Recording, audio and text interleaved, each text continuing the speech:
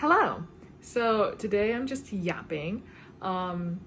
This is because there's a book I just finished reading, and I would typically just yap to my fiance.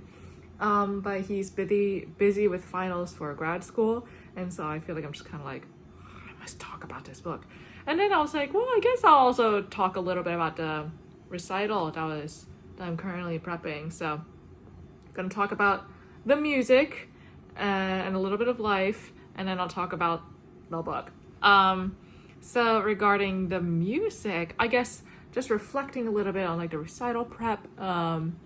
So there are 16 songs in total that I want to prepare, and I'm like not sure if I want to memorize songs, and if I do I want to memorize all the songs or just some of the songs, and if so, which ones. I've memorized 5 of the 16. I've learned and can go through 13 of the 16. The other 3, I know them, but I don't know them well enough that I'm not like glued to my sheet music. So yeah, I think it also seems unrealistic that I'll be able to like prep everything, even if I don't memorize anything, but prep everything in time for like before the New Year's. But we'll see what happens with that. I don't really care. But yeah, I will occasionally be looking at my laptop because I can get very distracted while yapping. I'm definitely one of those people, like, when you like tell stories, people, they tell a story in a wonderfully clear straight line, and I tell stories in fractals. But I'm gonna try to reduce the number of fractals for today. So regarding like the actual process of preparing everything, I think it's been really fun. This will technically be, well, I guess the 5th recital prepared. I've done 2 recitals, like degree recitals, and I've done actually 2 home recitals previously for funsies. Just saying, for like family and family friends and stuff like that. And yeah, and it's been fun feeling how different the process gets for me every time. How much more capable I am vocally, in terms of like stamina, the difficulty of the music, my ability to troubleshoot. Yeah, I remember even just like 2 years ago, not 2 years ago, but definitely like 2019 through 2021, I was like losing my voice all the time because I had awful technique and health issues, and so it just I couldn't keep it up. And so it's been incredible seeing now that like it's no longer, I haven't lost my voice in forever, and I've never really been in danger of losing my voice. Yeah, it's just, to me, I mean, it sounds like such a low bar, but for me that's like incredible. Like the way I'm able to navigate my instrument now, it's so much more efficient, even though I'm still able to sing more boldly, like boldly piano or boldly forte. I love that for myself. Yeah, let's see. Oh, also, I've been enjoying just going, like, preparing the recital, even if, like, I don't have a product at the end. We'll see about that. It's been fun learning these songs. I'm not in voice lessons. I'm not in school. And so it does kind of feel like if I don't do this, I might just kind of never sing opera or classical music ever again, apart from, like, choirs or whatever. But that's different from solo voice, And so it's been nice, being able to keep up that like learning skill to learn music and not just prepare it for like a church service or concert and you like forget about it. Learning a song, learning songs that I've loved from afar but never attempted to sing myself. I listen to it a lot, and then returning to oldies, and kind of, yeah, just, it's fun having those 3 categories of songs in my program and just kind of getting a little bit of everything, making these experiences and moments for myself because it's not really in my life anymore. Yeah. Oh, another goal, like a goal of mine is that There are a few that I have. I think one of the most prominent ones that I've been thinking of over the past couple of weeks is that I really want to focus on like the mental discipline it takes to like stay in the moment of a song, which sounds so basic, but it's because like, you know, my mind just wanders while I'm singing. It'll wander to like tone production, or it'll wander to what is my face doing, or wander to like, am I going to be able to comfortably transition to head from mid voice, or it's just my mind goes everywhere, and then it returns to the song occasionally, returns to the text occasionally, particularly if I'm very into that moment. But I want to be able to stay in it even when I'm not interested in a moment, or even when I'm want to think about other things, whether to like self-soothe or to brace myself or whatever. But yeah, and especially for my more upbeat songs, I find it's easier to like stay in a moment or whatever. For like the ballad types, the kind of like schmaltzy or the sad, those are much easier emotions for me to express and stay in. But it's much harder for me to stay in it with upbeat songs, because even though I can be like, you know, like spunky and charming or whatever, I think that like expressing and feeling positivity is very, very difficult for me. And of course, it's similarly difficult in singing. And so I want to be able to do that, you know, range. So I think that's one thing that I'd like to make real headway on in prepping this recital, more so than any other thing. But yeah, regarding other musical things, another thing that's interesting over the past few months for me is that I started a couple of new choirs. I started a video game choir, and I started a new church gig. And those are very, very difficult for me in the beginning, because I was like so down about myself. And so I headed to all these rehearsals and stuff, just like feeling like dog shit and feeling like I don't trust my voice anymore. I don't feel like I fit in with the people, and it all just like bleeds together, where regardless of what happens in any point of the rehearsal or performance process, the actual singing itself was so affected and restricted, because of all the like mental things, like all the like mental gymnastics I was doing on myself about like what I can or cannot or should not do, or how I envision myself, the sound. So yeah, and that's been steadily it definitely steadily declined for about a month and a half, and then it's been improving over the past couple of weeks. Yeah, I would say like the past 2 to 3 weeks, I think I've been kind of improving. Yeah, I feel like I'm finding my confidence. I feel like I'm finding my sound. Part of that, like every choir is different, not just in like the sound that you're surrounded with, but also the people you're with and stuff. And so I think that making those adjustments was hard, in a way that I felt satisfied with, and in a way that I felt others would be satisfied with. And of course, it always returns to just sing with your most authentic voice. It's the only one that will ever really ring true, which is so corny, but it's true. And so yeah, it's always so interesting starting new ensembles, because part of it, sorry, I'm like cutting it off.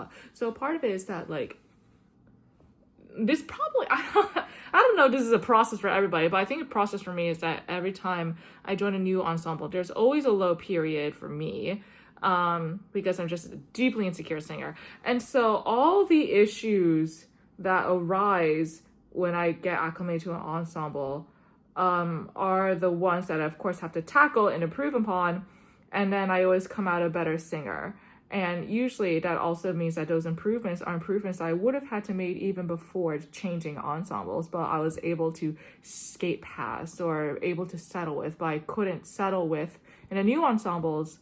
And those insecurities are with those weaknesses. And because nobody else knows my strengths, that means that they like that means my weaknesses are clearer to them because the strengths and the weaknesses are equally unclear to them. So that made me feel very exposed. So I have to confront myself vocally, which I sure did. But I think I've had some very good moments of singing over the past month as a result of all that. And especially for the video game choir, where we get to perform with the orchestra. And so there are ways I had to push myself to sing that I've never sang before, because I have never sang with a full orchestra before, like with wind, strings, and brass. I've sung with like wind string ensembles, and I've sung with like very small string ensembles or very small brass ensembles for like Easter or whatever, but never like a pretty full orchestra. So it was a very different experience for me, and I think that kind of like unlocked something in me, because like I really couldn't get away with like half singing. You have to sing full ass, and it felt so good. And I think that was kind of what like unlocked this like new era of Loco for Coco singing or whatever. So I'm very happy about that development. And yeah, hopefully that just means things will only improve from here. I'm still so nervous every time I go to these rehearsals and go to these performances and services. But I deal with it the way I always deal, which is that I go, that sure feels bad. Anyways, let's just keep on keeping on, which is what I'll keep doing.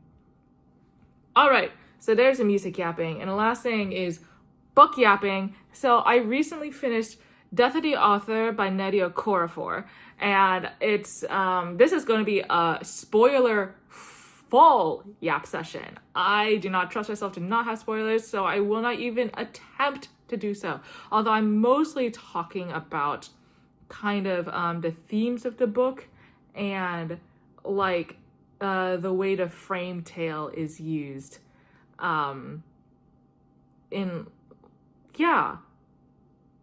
basically those two things. So it's not very like plot heavy what I'm talking about, but it's definitely still spoilery, so yeah. Basically it starts out with an author who gets kind of shat on by life, and so she after I'm trying to remember the order of the events.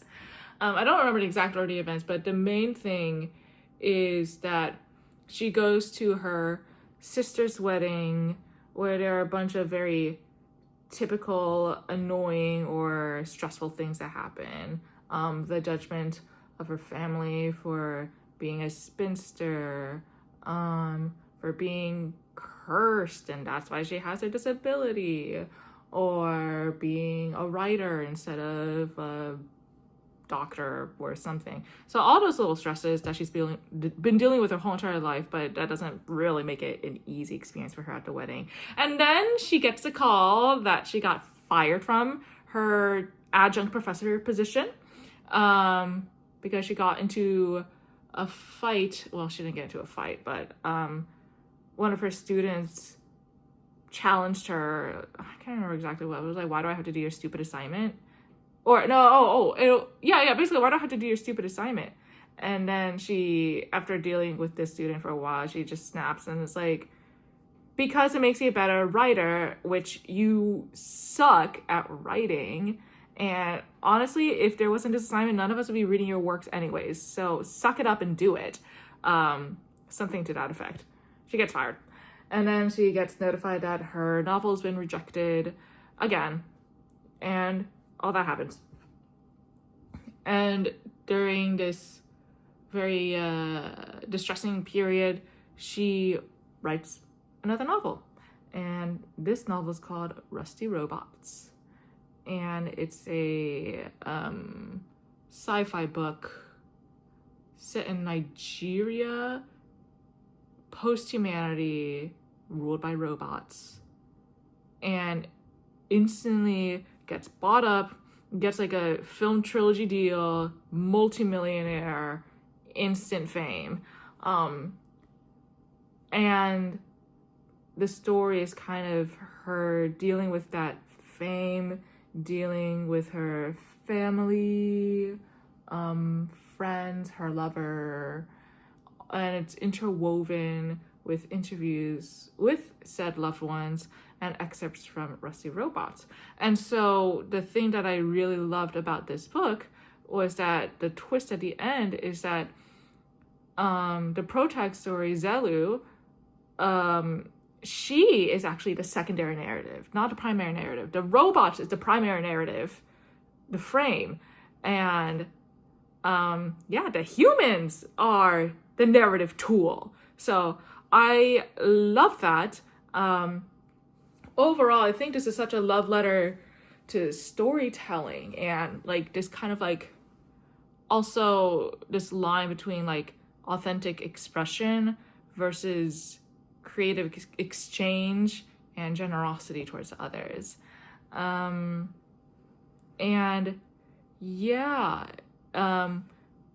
Which is both so universal and yet so singular to the protag, because it's like if you are too rigid in this idea of authentic expression as is depicted in a book, then that could be stifling because you're shut off from life. You have to make connections with others to have things to talk about, to have the experiences and thus the mental and emotional resources with which to draw from for these stories.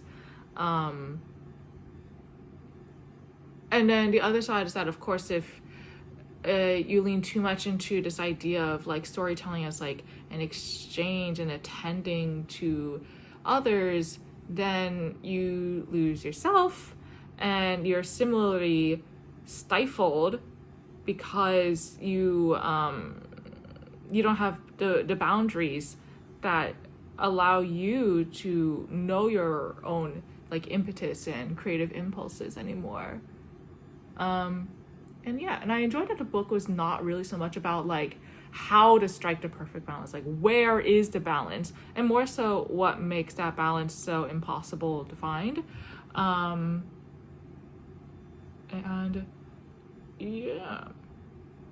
And what I really liked about the frame tale and the idea that the robots are the primary story and the humans are the secondary story is that there are a lot of things that can be seen as holes in the human story, I guess.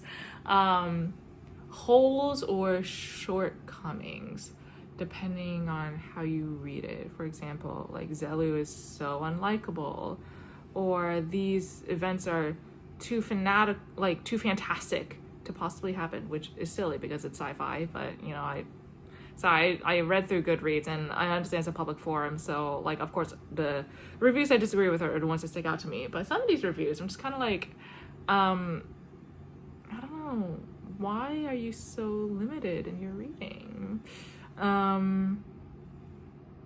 But yeah, I think that regardless, what makes it interesting that the human story is the secondary story is that now you think of Zelu's story and all the people in her life less in a meta way, just like reflection of the current state of like being like a Nigerian American, or the state of like AI in the world, or the state of like fame and social media, in a way that's super meta. And you try to think about like, what is the author doing with her life? What is she like personally? Is this a reflection of blah, blah, blah. And something about knowing that it's a secondary story makes you think of the story more clear. It made me think of the story in a much simpler way rather than this like very critical meta analytical way, because these are now caricatures. It's almost allegorical because it's supposed to convince these robots to feel empathy and curiosity for the first time in their lives. And yeah, like these characters, they're so decided tribalism and hyper independence. These are supposed to represent the robots. And so all these struggles that Zelu goes through is not just the idea of having like a stubborn character for a stubborn character's sake. This is about like modeling for a robot. What is it like to have to struggle with wanting to be who you are, which is really independent, but also encountering people who want you to give in a little because they want connection with you, or to give in a little because they care about you, and other sort of emotional complexities that the robots have not experienced and look down upon. So not only do you have to model to the robots like what does having emotional complexity and empathy even mean, like what does that truly look like, but also to plant a seed in their head that it's not repulsive to them. Some robots, maybe they'll like turn over immediately, go like, I actually think this is a great way of life. But the story succeeds in provoking curiosity so that they'll take the story with them and they'll really digest it instead of just storing it away or whatever and then going, yep, that was certainly consumed, goodbye. And yeah, I just like, it's the kind of thought that I keep looping back around every time I think about this book, which is that like the rusty robots sorry, my first thought was like Krusty Krab, rusty robots. This idea that like all the plights that the humans went through in Zelu's story is almost just kind of like puppet show so that the robots can look and see for themselves like what is the process of a person like having these emotions and dealing with these emotions, and making it so compelling that the robots can't get enough of it, that it's not enough for them to read that story once and go, that sure was humans being humans, but you want to come back to it again and again and again, thus changing the nature of that subset of robots forever. I just think that's like, what an interesting way of getting you to think about the power of storytelling. The idea of like a robot discovering how to create stories in the first place, and then being this sort of like, oh, no, never mind. I was gonna be like, who's the guy with the flame? And I guess it's liver eaten by like a hawk for the rest of his life. Bad metaphor, whatever. Anyway, so those are some things I wanted to yap about. And I'm glad I got to yap because I would normally yap for like 7 hours to my partner.